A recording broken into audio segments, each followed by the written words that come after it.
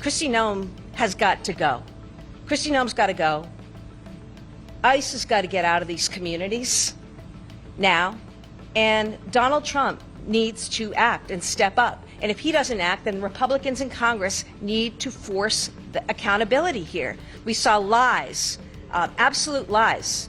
Look at the videos. We saw lies, and now more has come out. We've seen the head of the FBI not even understand Second Amendment law, right? Throw away everything we've done for 250 years. Throw away the Fourth Amendment. You have the right to go right into someone's home. As governor of Massachusetts, that infuriates me. It supports the Second Amendment rights of law-abiding American citizens. Absolutely. There has been no greater supporter or defender of the right to bear arms than President Donald J. Trump. He has been working with Secretary Noem and President Trump over the course of the last year. Secretary Noem still has the utmost confidence and trust of the President of the United States, and she's continuing to oversee the entire Department of Homeland Security, but that should not be at the expense of government funding for the American people, which would include, as you know, Alex, FEMA funding, and we are in the midst of the storm that took place over the weekend, and many Americans are still being impacted by that. So we absolutely do not want to see that funding lapse, and we want the Senate to move forward with passing the bipartisan appropriations package that was negotiated on a bipartisan basis. The fatal shooting of Alex Pretti in Minnesota has ignited a fierce national debate, not just over immigration enforcement, but over the meaning of America's constitutional amendments.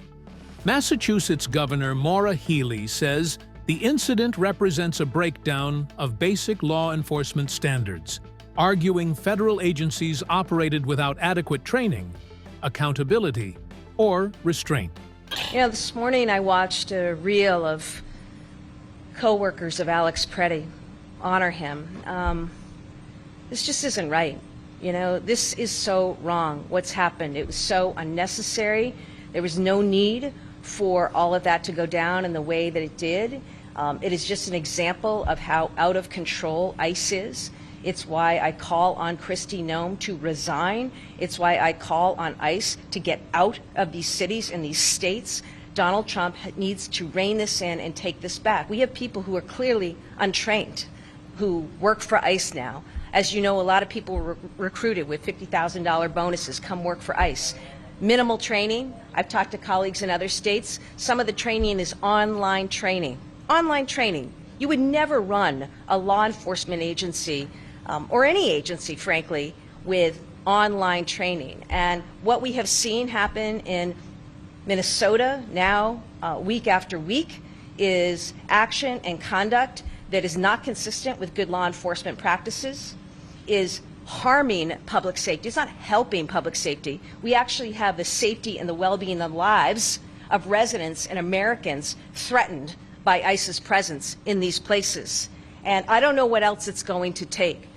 I encourage people to read the statement of Alex Pretti's parents, Susan and Michael Pretti. Read that, take that in.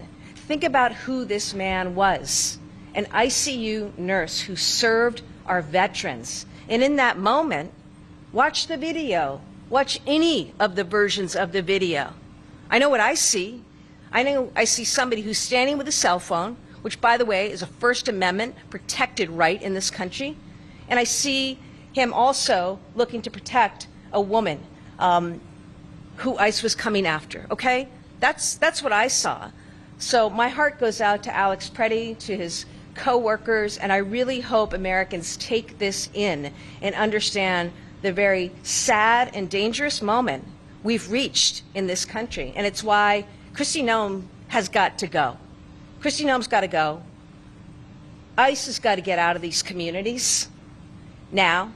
And Donald Trump needs to act and step up. And if he doesn't act, then Republicans in Congress need to force the accountability here, because we cannot continue to have Americans in our neighborhoods and cities and states across this country at risk. That's what needs to happen right now.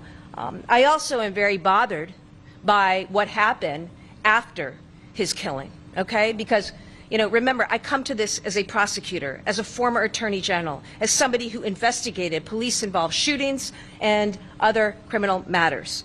And what did we see immediately? We saw immediately efforts to smear Alex Pretti and who he was. We saw lies, absolute lies. Look at the videos. We saw lies, and now more has come out. We've seen the head of the FBI not even understand Second Amendment law, right?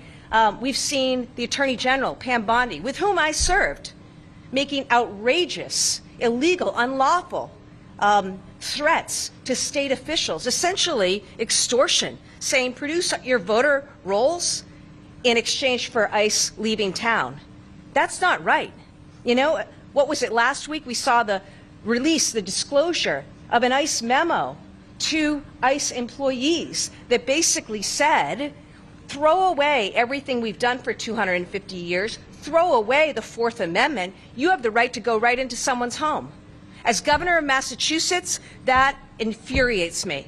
Because 250 years ago, it was a lawyer named James Otis who stood before a court here in the Commonwealth and said it is wrong for British soldiers to be able to go into people's homes without a warrant and ransack their property.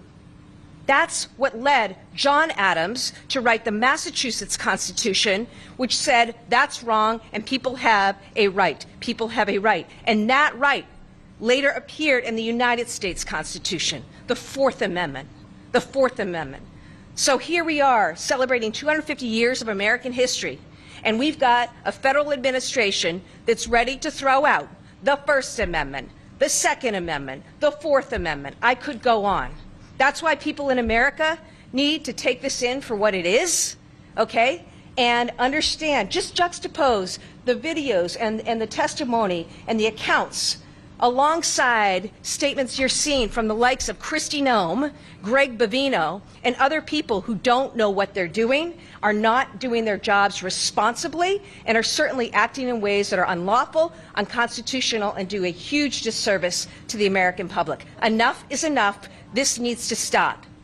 And I hope that people today say a prayer for Alex Pretti and his poor parents who have to live this horrific tragedy, so unnecessary, but a sign of the times and where we're at, and I hope it stops. The Trump administration pushes back. White House Press Secretary Karoline Leavitt says President Trump fully supports the Second Amendment rights of law-abiding Americans, but stresses those rights do not extend to obstructing lawful federal operations. FBI Director Kash Patel said in a Sunday interview, quote, "You cannot bring a firearm loaded with multiple magazines to any sort of protest." Does the president believe the Second Amendment rights remain in effect even when protesting? The president supports the Second Amendment rights of law-abiding American citizens, absolutely. There has been no greater supporter or defender of the right to bear arms than President Donald J. Trump. So while Americans have a constitutional right to bear arms, Americans do not have a constitutional right to impede lawful immigration enforcement operations. And any gun owner knows that when you are carrying a weapon, when you are bearing arms, and you are confronted by law enforcement, you are raising the assumption of risk and the risk of force being used against you. And again, that's unfortunately what took place on Saturday. Caroline, regarding Minnesota, on Saturday, the Department of Homeland Security posted that Pretti looks like he wanted to do maximum damage and massacre law enforcement. Stephen Miller on Saturday posted that, or called Pretti a would-be assassin. Why did administration officials jump to conclusions before an investigation had even been conducted? Well, look, this has obviously been a very fluid and fast-moving situation throughout the weekend. As for President Trump, whom I speak for, he has said that he wants to let the investigation continue and let the facts lead in this case. With regards to the deployment of Tom Homan to Minneapolis, should the deployment of Mr. Homan to Minneapolis be seen as a sign that the president is dissatisfied with how the officials on the ground had handled the incident? No, Mr. Homan is doing an exceptional job, and he has been working with Secretary Noem and President Trump over the course of the last year. Secretary Noem still has the utmost confidence and trust of the President of the United States, and she's continuing to oversee the entire Department of Homeland Security and all of the immigration enforcement that's taking place across the whole entire country. Of course, Secretary Noem is also in charge of FEMA, and we are in the wake of a brutal winter storm where hundreds of thousands of Americans have been impacted by that. So Borders Homan is in a unique position to drop everything and go to Minnesota to continue having these productive conversations with state and local officials. And I know that he's catching a plane in just a few hours to do just that at the request of the president. Is the administration willing to separate DHS funding from other funding bills in order to avoid a broader shutdown? Look, at this point, the White House supports the bipartisan work that was done to advance the bipartisan appropriations package, and we want to see that passed. Policy discussions on immigration in Minnesota are happening. Look, the president is leading those discussions, as evidenced by his correspondence with Governor Walz this morning, but that should not be at the expense of government funding for the American people, which would include, as you know, Alex, FEMA funding, and we are in the midst of the storm that took place over the weekend, and many Americans are still being impacted by that. So we absolutely do not want to see that funding lapse, and we want the Senate to move forward with passing the bipartisan appropriations package that was negotiated on a bipartisan basis.